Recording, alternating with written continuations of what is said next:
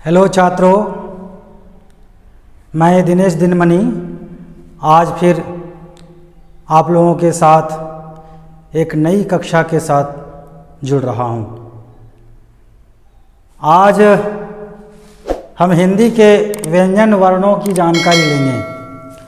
कल हमने स्वर वर्णों की जानकारी ली थी, यानी पिछली कक्षा में। आज की कक्षा में हिंदी के व्यंजन वर्ण कैसे हैं, कितने हैं, उनकी स्थिति क्या है, अलग अलग तरह से उनका कैसे विभाजन है, इन सारी बातों को हम जानेंगे।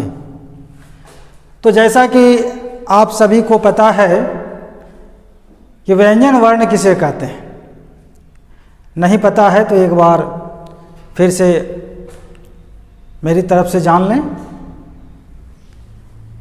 व्यंजन वर्ण उन्हें कहते हैं जो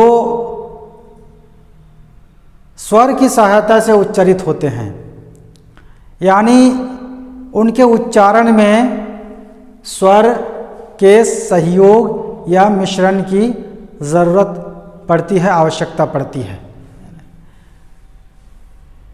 हम व्यंजन वर्णों को अकेले बिना स्वर के उच्चारित नहीं कर सकते हैं स्वतंत्र रूप में, इसलिए इनको व्यंजन कहा गया है। व्यंजन का मतलब होता है मिश्रण। आप सबों को पता होगा कि सब्जी को भी व्यंजन कहते हैं लोग। तो सब्जी यानी तरकारी, सालन, तियन, तिनय।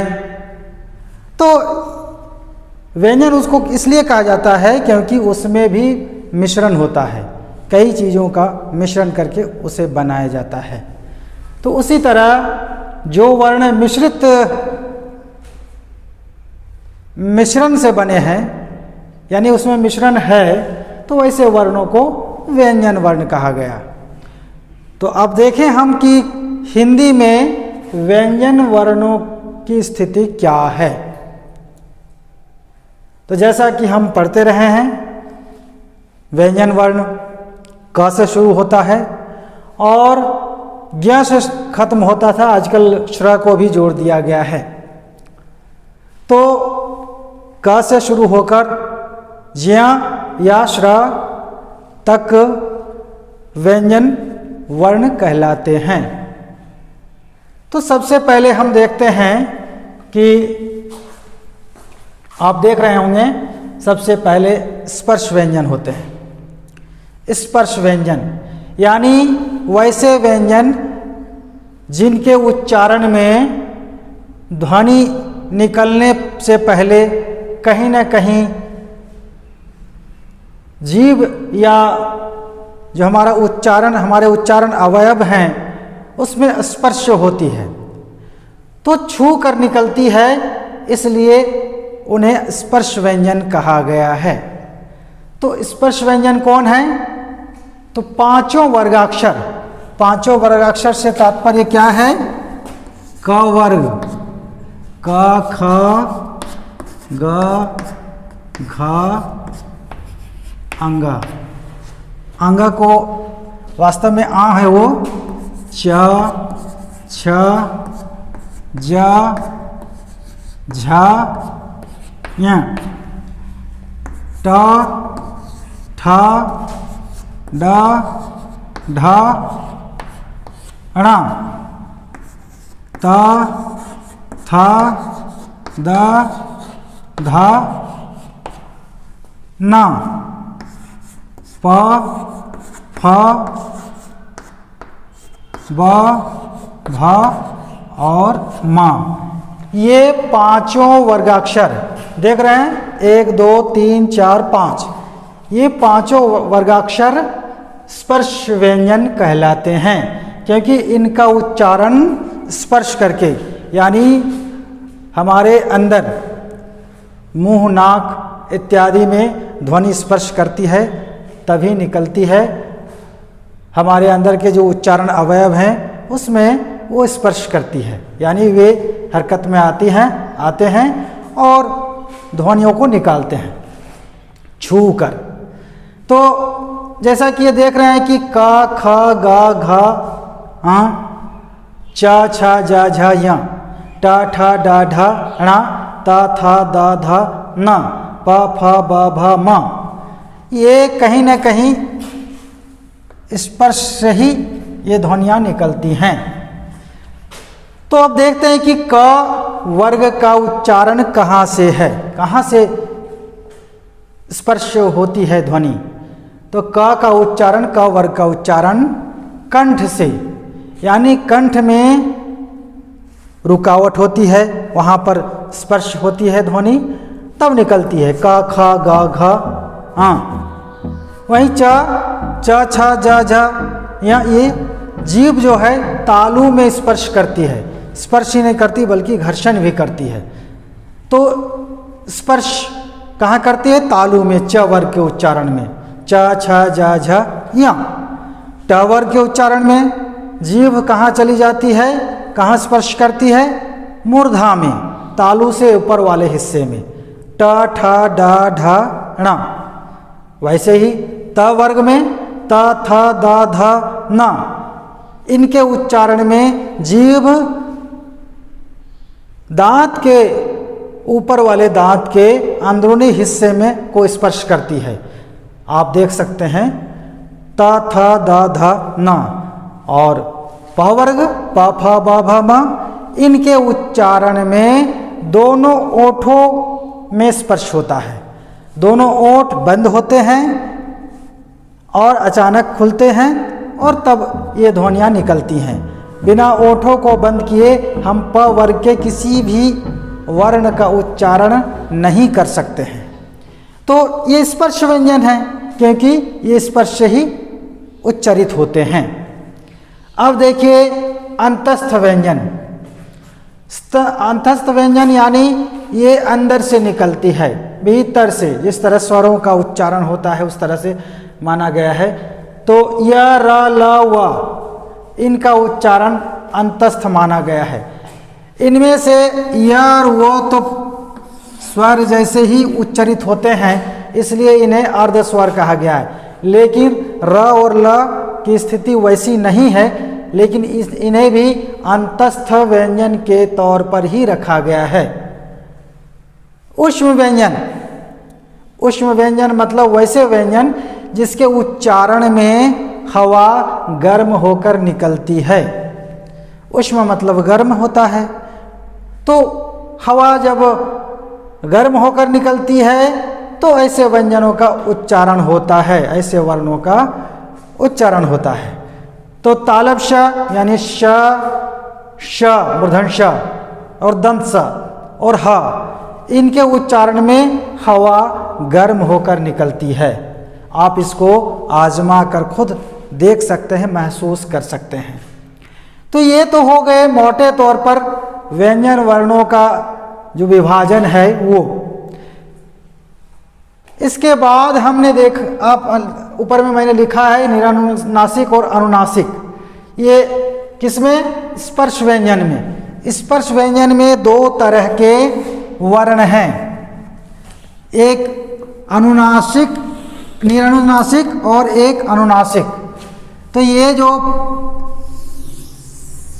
प्रत्येक वर्ग का के पहला वर्ण से लेकर चौथा वर्ण तक निरनुनासिक, यानी इसमें नाक की ज़रूरत नहीं पड़ती है।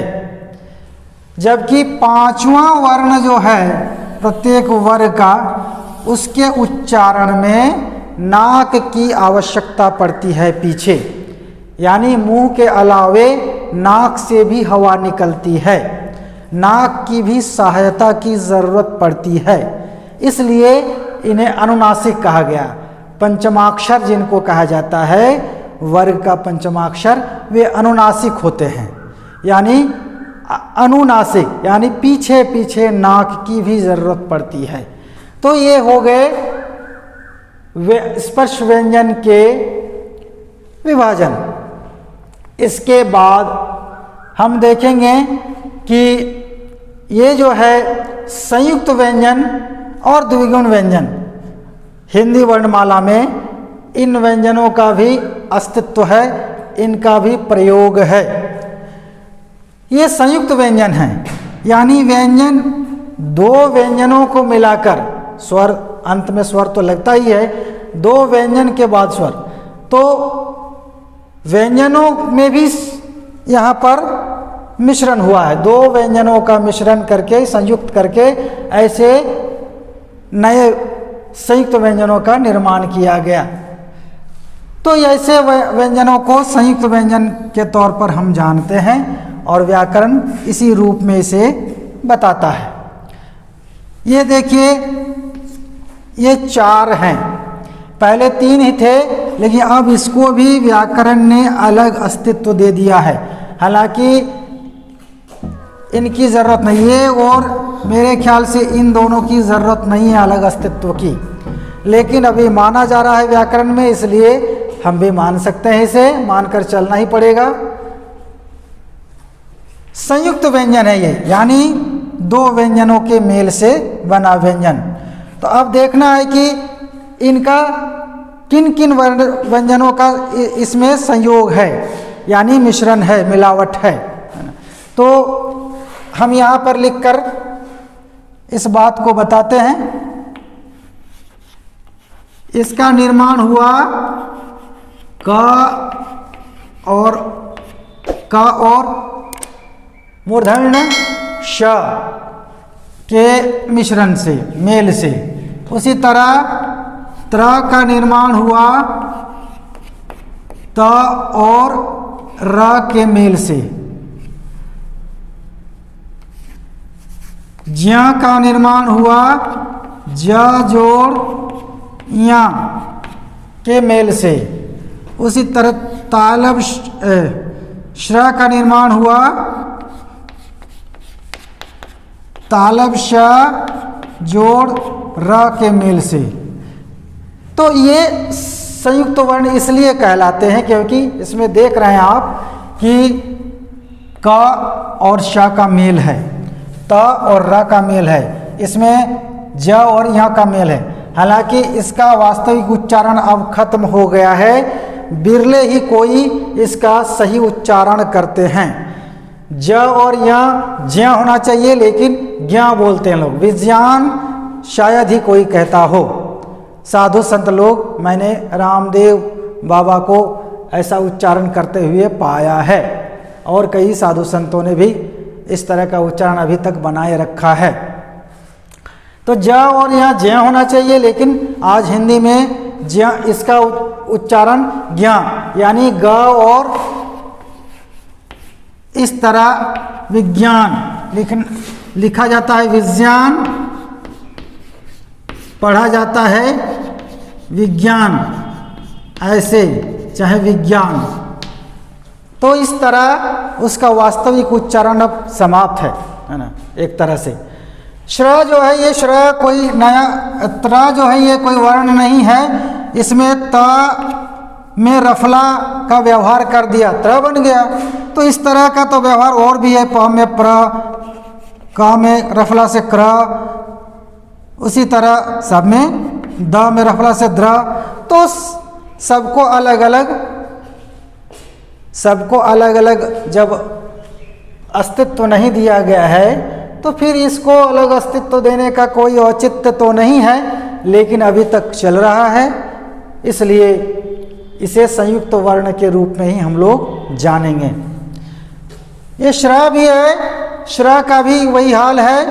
ये तालब श किस तरह, ये जो है तालब श में रफला दे दिया, श्र बन गया। इसी को थोड़ा सा ऊपर कर दिया, नया वर्ण बन गया, ये हट गया थोड़ा सा, है ना, वही और कुछ नहीं है, अलग वर्ण नहीं है वो। श्र श में, तालब श में रफला का प्रयोग है। फिर भी चूंकि एक अलग तरह का चिन्ह विकसित हो गया है, इसलिए इस चिन्ह को समझने के लिए इसे संयुक्त व्यंजन की कोटि में रख दिया गया है। तो चलिए, ये हो गए संयुक्त व्यंजन। अब हम देखते हैं कि द्विगुण व्यंजन किसे कहते हैं। द्विगुण व्यंजन ये हिंदी के अपने व्यंजन है, ये संस्कृत में नहीं पाए जाते। क्योंकि देवनागरी वर्णमाला में संस्कृत भी लिखी जाती है और हिंदी भी, भारत की और अन्य कई भाषाएं भी लिखी जाती हैं। तो ये जो ड़ और ढ है, यानी तल बिंदु वाले ड और ढ, तल बिंदु वाले ड ढ क्या बन जाते हैं, ड़ और ढ बन जाते हैं। तो इन्हें द्विगुण व्यंजन कहते हैं या उत्क्षिप्त व्यंजन, उत्क्षिप्त भी कहा जाता है। उत्क्षिप्त, उत्क्षिप्त व्यंजन यानी ड बोलने में जीभ एक बार स्पर्श करती है, ड़ बोलने में वहाँ पर जीभ नाचती है, ढ बोलने में ही वही हाल है। यानी ये अलग तरह के वर्ण हैं जो ड का ही उपव्यंजन है, ड का उपव्यंजन ड, ढ का उपव्यंजन ढ़। तो इन वर्णों की ये जो द्विगुण व्यंजन हैं, इनका व्यवहार हिंदी में काफ़ी होता है। पढ़ाई, लड़ाई, पेड़ा, पेड़, पढ़ना, इस तरह पढ़ना, बढ़ई, ऐसे शब्दों को हम इनके बगैर सही सही नहीं लिख पाएंगे। तो इन्हें भी आप जान लें कि ये अलग तरह का, अक्सर विद्यार्थी इनके व्यवहार में भ्रमित हो जाते हैं। ड की जगह पर ड़ लिख देते हैं और जहाँ ड़ लिखना चाहिए वहाँ ड लिख देते हैं। तो ये गलती नहीं करें। ड़ और ढ़ ड और ढ से भिन्न है। ड में तलबिंदी दे देंगे तो ड़ हो जाएगा और ढ में तलबिंदी दे देंगे तो ढ़ हो जाएगा। इस बात को समझ लें। तो मोटे तौर पर ये व्यंजन वर्णों की स्थिति है। इसके बाद भी और विभाजन है, जैसे सांस, हवा मान प्राण वायु की खपत के अनुसार अल्प प्राण, महाप्राण। उसके बाद नाद के अनुसार यानी गुंजन है कि नहीं है, उसके आधार पर घोष वर्ण, अघोष वर्ण। तो उसका भी हम अलग अलग यहाँ पर विभाजन करके दिखाएंगे अगली कक्षा में। तो आज ये कक्षा यहीं समाप्त करते हैं। आज आपने देखा कि व्यंजन वर्ण कितने हैं हमारे और किन की क्या स्थिति है, कितने तरह के विभाजन हैं और हिंदी के अपने व्यंजन वर्ण कौन हैं। इन बातों को स्पष्ट करने के बाद हम अगली कक्षा में जानेंगे अन्य आधारों पर जो वर्णों का विभाजन है उसको। तो आज की कक्षा यहीं समाप्त करते हैं। धन्यवाद।